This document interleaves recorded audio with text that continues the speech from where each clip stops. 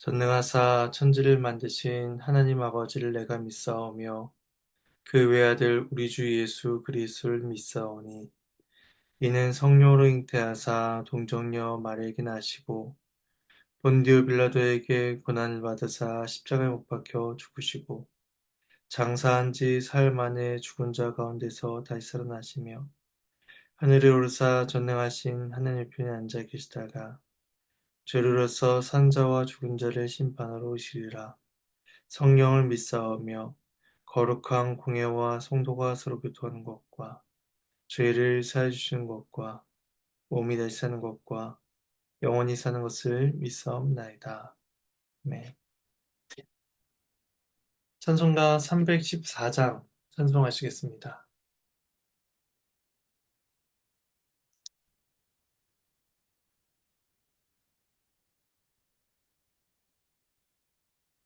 찬송가 314장 1절과 3절을 찬송하시겠습니다. 함께 찬송합니다. 내 구주 예수를 더욱 사랑 엎드려 비는 말 들으소서 내 진정 소원이 내 구주 예수를 더욱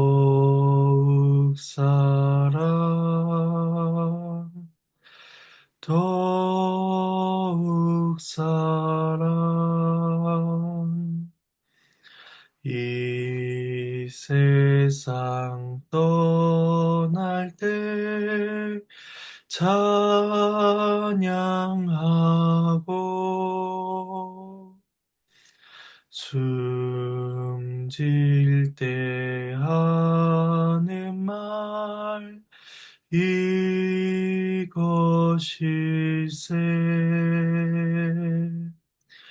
다만 내 비는 말 내 구주 예수를 더욱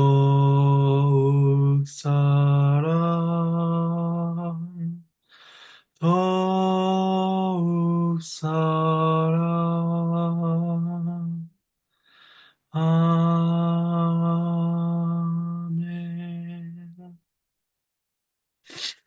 네, 함께 보실 말씀은 호세아 2장 1절에서 13절까지 말씀입니다.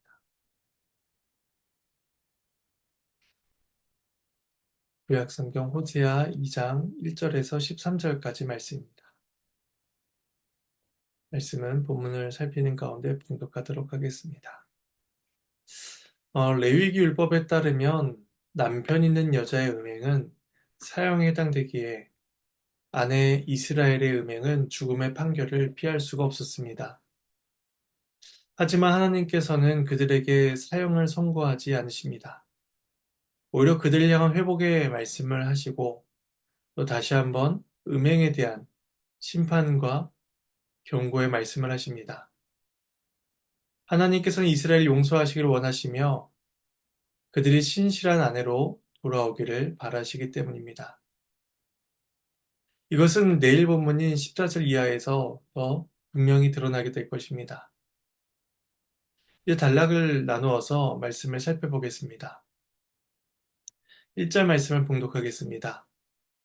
너희 형제에게는 암미라 하고 너희 자매에게는 루하마라 하라. 많은 학자들은 2장 1절을 1장 마지막 부분에 회복에 대한 말씀과 하나로 묶어봅니다. 하나님께서는 이스라엘 향해서 너희 형제들을 암미, 루하마라는 이름으로 부르도록 명령하십니다. 암미는 나의 백성, 루하마는 긍휼이라는 이름의 뜻입니다. 1장에서는 고멜이 낳은 자녀들의 이름을 통해서 이스라엘의 심판을 경고하셨다면 이제는 그들과의 관계를 회복하실 것을 천명하시는 것입니다. 이러한 변화는 앞으로 이스라엘에게 임할 구원을 기대하게 합니다. 그러나 그 전에 그들의 죄에 대한 경고와 책망이 주어집니다. 이스라엘은 그들의 죄를 깨달아야 하기 때문입니다. 그래서 2절에서 5절 상반절까지는 음행을 제거하라는 명령이 주어집니다. 말씀을 봉독하겠습니다. 너희 어머니와 논쟁하고 논쟁하라. 그는 내 아내가 아니요 나는 그의 남편이 아니라. 그가 그의 얼굴에서 음란을 제하게 하고 그 유방 사이에서 음행을 제하게 하라. 그렇지 아니하면 내가 그를 벗겨서 그 나던 날과 같게 할 것이요 그로 광야같이 되게 하며 마른 땅같이 되게 하여 목말라 죽게 할 것이며 내가 그의 자녀를 긍휼히 여기지 아니하리니 이는 그들이 음란한 자식들이니라. 그들의 어머니는 음행하였고 그들을 임신했던 자는 부끄러운 일을 행하였나니. 제 남편은 아이들을 향해서 어머니와 논쟁하라 라고 말합니다. 이것은 아이들에게 어머니의 삶에서 잘못된 것을 보고 그러한 방식을 거부하고 비판하라 라고 이제 말하고 있는 것입니다. 여자의 음행은 이혼을 하기에 충분한 조건에 해당되었습니다. 그녀는 내 아내가 아니라 이렇게 이혼을 통보하여도 아무런 문제가 없었습니다. 하지만 그녀의 음행에도 불구하고 남편은 혼인 관계를 계속해서 유지하기를 바랍니다. 그래서 아내에게 계약 당사자로서 책임을 다할 수 있도록 다시 한번 기회를 제공합니다. 그것은 악행을 제거하고 돌이키라는 것이었습니다. 그래서 얼굴과 유방 사이에서 음란과 음행을 제거한다면 결혼 관계를 지속하겠다라고 말하고 있습니다. 이런 남편의 간절하고도 또 단호한 경고에도 불구하고 만약 음행을 제거하지 않는다면 그녀는 태어나서 버려진 아이처럼 되길 것입니다. 에스겔 16장 4절에서 8절 단락에서는 이스라엘 양이 표현하기를 피투성이로 들에 버려져 발짓을 하던 아이와 같다 라고 말씀하고 있습니다. 마치 처음 태어났던 그 날처럼 벌거벗겨지고 광야와 마른 땅같이 되어서 목말라 죽게 될 것이다 라고 오늘 본문은 경고하고 있는 것입니다. 세상에 막 태어난 아기가 부모의 보호를 받지 못한다면 죽을 수밖에 없는 것처럼 이스라엘도 하나님의 보호를 받지 못하면 죽음을 당할 수밖에 없는 것입니다. 또한 남편은 그녀의 자녀들을 긍휼히 여기지 않을 것이다 라고 경고합니다. 자녀들이 아버지 없는 자처럼 긍휼히 여김을 받지 못하고 재난을 당하게 되는 것은 그들의 아버지인 하나님의 무책임함이 아닙니다. 그들의 어머니 곧 이스라엘이 약속의 땅에서 행한 죄와 부도덕함 때문이죠. 어머니가 부정한 행실을 함으로써 태어난 자들 또한 의심을 받게 되듯 이스라엘 백성들도 하나님 앞에서 그와 같다는 것입니다. 하지만 이것은 순전히 어머니 때문에 받는 부당함이 아닙니다.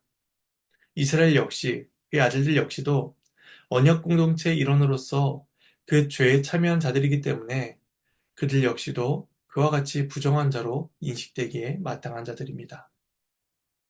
이어서 남편은 아내가 왜 음행하였는가 그 이유를 이제 말씀합니다. 5절 하반절에서 8절까지 이스라엘의 음행과 무지에 대해서 말씀을 합니다. 말씀을 봉독하겠습니다. 이는 그가 이르기를 나는 나를 사랑한 자들을 따르리니 그들이 내 떡과 내 물과 내 양털과 내 삶과 내 기름과 내 술들을 내게 준다 하였습니다. 그러므로 내가 가시로 그 길을 막으며 담을 쌓아 그로 그 길을 찾지 못하게 하리니 그가 그 사랑하는 자를 따라갈지라도 미치지 못하며 그들을 찾을지라도 만나지 못할 것이라. 그제야 그가 이르기를 내가 본 남편에게로 돌아가리니 그때 내 형편이 지금보다 나았음이라 하리라. 곡식과 새 포도주와 기름은 내가 그에게 준 것이요 그들이 바알을 위하여 쓴 은과 금도 내가 그에게 더하여 준 것이거늘 그가 알지 못하도다. 이스라엘은 자신이 사랑하는 자, 또 자신을 사랑하는 자, 그자가 풍요로움을 준다라고 생각했습니다. 그 대상은 바로 바알이었습니다. 바알을 따라갈 때 생활에 필요한 것들을 얻을 수 있다라고 믿은 것이죠.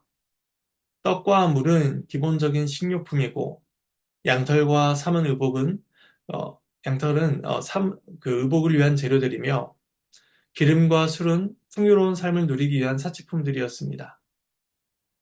하나님만이 그들을 진정으로 사랑해 주셨으며, 하나님만이 그들의 삶을 책임져 주실 수 있었지만, 이스라엘은 이 모든 것들을 자신들의 애인이라고 할 수 있는 바알에게서 온 것으로 돌립니다. 그래서 하나님께서는 이스라엘이 바알을 찾아가는 길을 막으심으로써 그들이 추구하는 것을 얻지 못하게 하실 것이다 라고 말씀합니다. 아내가 애인들을 찾아가지 못하도록 가시와 담으로 길을 막으십니다. 하나님께서 이스라엘을 사랑하지 않으셨다면 그 길을 막지 않으시고 또 그들이 죄 가운데 살아가는 것을 내버려 두셨을 것입니다. 그러나 하나님께서는 그녀를 긍휼히 여기사 죄로 달려가는 길을 발을 방해하십니다. 여자는 열렬히 자신의 애인을 찾고자 하지만 만나지 못할 것입니다. 그래서 그녀는 더 이상 자신이 사랑하는 자를 찾을 수 없다라는 상황에 이르러서야 그제서야 본 남편에게로 돌아가고자 합니다. 근데 이것은 본 남편에 대한 사랑과 애정 때문이 아닌 현실적인 판단이었습니다. 첫 남편에게로 돌아간다면 지금의 형편보다는 나을 것이다 라고 생각한 것에서 이러한 돌아가고자 하는 생각이 든 것이죠. 풍요와 박탈이 본 남편에게로 돌아가게 하는 그런 동기가 되지만 하나님께서는 그렇게 해서라도 이스라엘이 하나님께로 돌아오기를 원하십니다. 그래서 8절에서 하나님은 모든 풍요의 근원이 하나님이심을 다시 한번 가르치십니다. 이제까지 그들이 누리던 곡식, 포도주, 기름은 하나님께서 그들에게 주신 것들이었습니다. 하지만 그들이 이 사실을 알지 못하고 모든 공로를 바알에게 돌렸습니다. 또한 은과 금도 하나님께서 그들에게 주셨던 것입니다. 은과 금은 가나안 땅에서 거의 생산되지 않는 것으로서 이스라엘의 풍요를 상징합니다. 또한 바알은 가나안 땅의 풍요를 주관하는 신으로서 은과 금은 바알의 축복에 해당되지 않는 것이었습니다. 하나님께서는 바알이 줄 수 없는 것, 가나안 땅에서 구할 수 없는 은과 금까지도 베푸셨지만 이스라엘은 그마저도 바알을 위해 사용한 것입니다. 이러한 이스라엘의 태도는 하나님에 대한 신앙 자체를 부정한 것뿐만 아니라 하나님의 존재 자체를 부정한 것이기도 합니다. 하나님은 이스라엘 향해서 너희가 나를 알지 못한도다 라고 말씀하시며 그들의 무지를 책망하십니다. 무지는 죄의 책임을 없애주지 못합니다. 하나님께서 이스라엘 역사 속에서 계속하여 이스라엘 가르치시고 또 인도하셨으니 무지는 그들에게 죄의 책임을 분명히 물을 것입니다. 이 하나님은 이스라엘 향한 심판을 선언하십니다. 9절에서 13절까지 마지막 단락 말씀입니다. 그러므로 내가 내 곡식을 그것이 익을 계절에 도로 찾으며 내가 내 새 포도주를 그것이 맞들 시기에 도로 찾으며 또 그들의 벌거벗은 몸을 가릴 내 양털과 내 삶을 빼앗으리라. 이제 내가 그 수치를 그 사랑한 자의 눈앞에 드러내리니 그를 내 손에서 건져낼 사람이 없으리라. 내가 그의 모든 희락과 절기와 월삭과 안식일과 모든 명절을 패하겠고 그가 전에 이르기를 이것은 나를 사랑하는 자들이 내게 준 값이라 하던 그 포도나무와 무화과나무를 거칠게 하여 수풀이 되게 하며 들짐승들에게 먹게 하리라.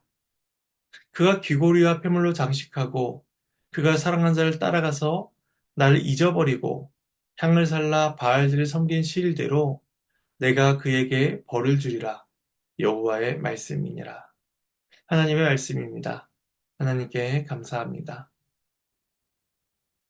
이스라엘의 땅의 모든 결실을 하나님의 선물이 아닌 바알을 사랑하는 대가로 계속해서 여기자 하나님은 주신 모든 것을 도로 찾으시겠다라고 말씀합니다. 내 곡식, 내 세포주, 새 포도주, 새 양털, 내 삶이라고 표현하시면서 바알이 이스라엘이 바알에게 받았다라고 여기는 그들의 생각을 하나님께서 완전히 깨뜨리십니다. 모든 것이 나의 것이다 라고 가르치고 계시는 거죠. 모든 것이 하나님께로부터 왔으니 그것을 빼앗고 거둘 권한이 있는 분도 하나님이셨습니다. 곡식이 무르익어 추수의 기쁨을 앞두고 있을 그때에 하나님은 그들의 모든 것을 다 거두어 가실 것입니다.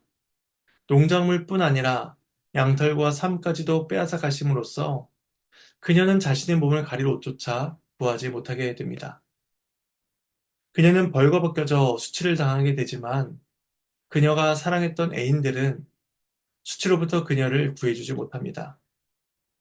그들은 하나님 앞에서 아무런 힘도 발휘하지 못하는 무능력한 존재이기 때문입니다. 오직 하나님만이 원하시는 모든 것을 행하실 수가 있습니다. 그래서 하나님의 복은 여기에서 그치지 않습니다. 종교적인 제의들도 다 폐지하실 것입니다.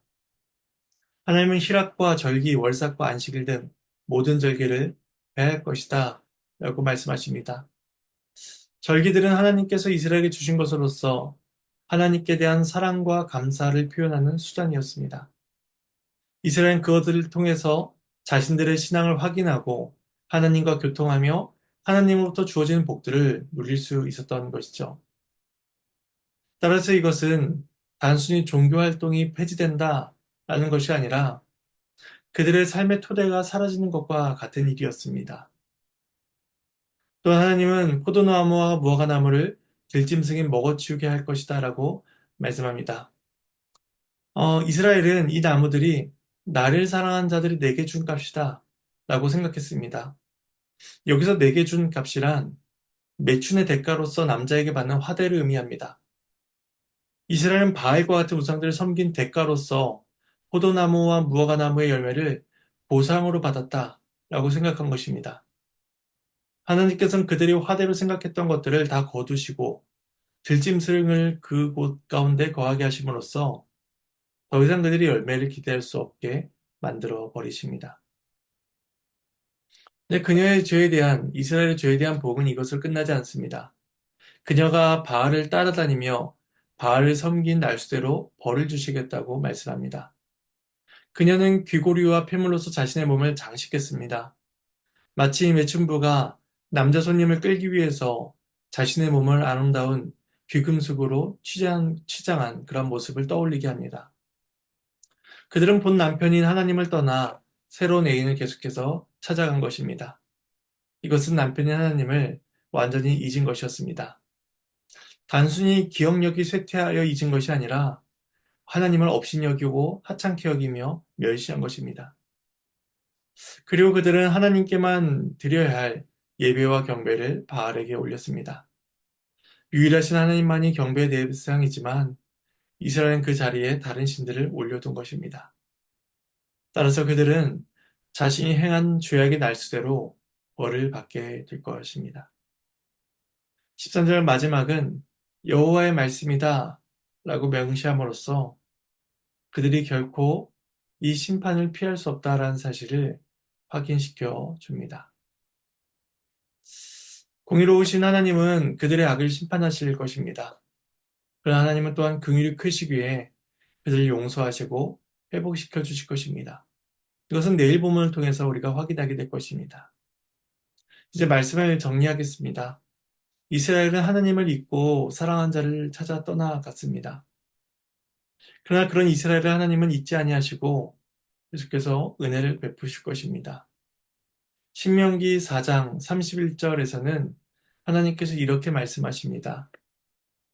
내 하나님 여호와는 자비하신 하나님이심이라. 그가 너를 버리지 아니하시며 너를 멸하지 아니하시며 내 조상들에게 맹세하신 언약을 잊지 아니하시리라. 우리는 이 말씀을 그리스도 예수 안에서 확인하게 됩니다. 주께서는 자비하시며 우리를 버리지 않으실 것입니다. 하나님은 신실하셔서 우리와 맺으신 언약을 잊지 아니하시고 그리스도 안에서 그 언약을 이루어 가고 계시기 때문입니다. 따라서 우리는 우리를 사랑하사 자기 몸을 내어주신 그리스도와 또 삼일째 하나님을 사랑해야 할 것입니다. 오늘 하루도 마음과 뜻과 정성을 다해서 하나님을 사랑하며 살아가는 복된 삶이 되기를 간절히 소망합니다. 제가 잠시 기도하도록 하겠습니다. 하나님께서는 이스라엘을 사랑하시사 그들이 죄로부터 돌아오기를 원하십니다. 그래서 하나님께서 그들에게 베푸신 은혜가 어떠한지 계속해서 가르치시며 또 그들이 죄로부터 돌이키지 않는다면 어떠한 징계와 책망을 받을 것인지를 말씀하여 알리십니다. 우리 이 말씀 속에서 이스라엘의 완악함과 하나님의 신실하심과 긍휼하심을 바라보게 됩니다. 우리 또한 하나님 앞에 살아가기 너무도 부족하고 연약한 자들이지만 하나님께서는 이런 우리를 잊지 아니하시고 그 언약을 우리 가운데 베풀어 주십니다. 우리의 삶 가운데 충만한 하나님의 신실하심과 사랑을 우리가 늘 기억하게 하시고 또 그 사랑을 마음에 새기며 하나님께 모든 감사와 찬양을 올려드릴 수 있도록 도와주시옵소서. 감사를 드리옵고 이 모든 말씀 예수님 이름으로 기도합니다. 주님께서 가르치신 기도로 마치겠습니다. 하늘에 계신 우리 아버지여, 이름이 거룩히 여김을 받으시오며 나라가 임하시오며 뜻이 하늘에서 이루어진 것 같이 땅에서도 이루어지리이다. 오늘 우리에게 일용할 양식을 주시옵고 우리가 우리에게 죄진 자를 사해 준 것 같이 우리의 죄를 사해 주시옵고 우리를 시험에 들게 하지 마시옵고 다만 악에서 구하시옵소서. 나라와 권세와 영광이 아버지께 영원히 쌓옵나이다. 아멘.